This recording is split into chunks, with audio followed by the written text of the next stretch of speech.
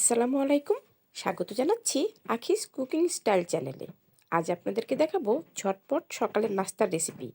এর জন্য আমি প্রথমেই নিয়ে নিয়েছি একটা বাটি। এখন নিয়ে নিয়েছি 1 চামচ পরিমাণ পেঁয়াজ আর 1 চামচ পরিমাণ কাঁচামরিচ। নিয়ে নিয়েছি স্বাদ মতো লবণ। আমি পেঁয়াজ এবং মরিচটা ভালো মতো চটকিয়ে নেব। পেঁয়াজ মরিচ ভালো মতো চটকানো হয়ে গেলে নিয়ে নিলাম পরিমাণ মতো ধনেপাতা। পেঁয়াজ মরিচ এবং ধনেপাতা ভালো মতো চটকানো হয়ে গেলে দিয়ে দিলাম একটা ডিম।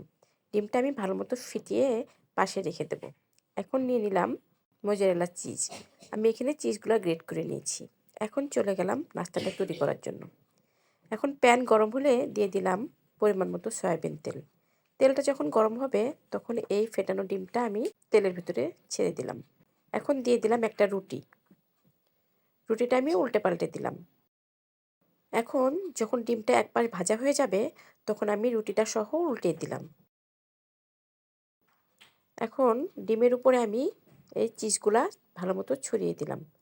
চিজগুলা ভালো মতো ছড়িয়ে দিয়ে রুটিটা সুন্দর করে ভাঁজ করে এপাট ওপাট করে ভালো মতো ভেজে নেব। দুই পাশে যখন সুন্দর করে লাল লাল করে ভাজা হয়ে যাবে তখন আমি একটা প্লেটে তুলে নেব। আমি নাস্তাটা কেটে দেখাচ্ছি। দেখেছেন কেমন চিজি এবং লোভনীয় হয়েছে? রেসিপিটি দেখার জন্য ধন্যবাদ।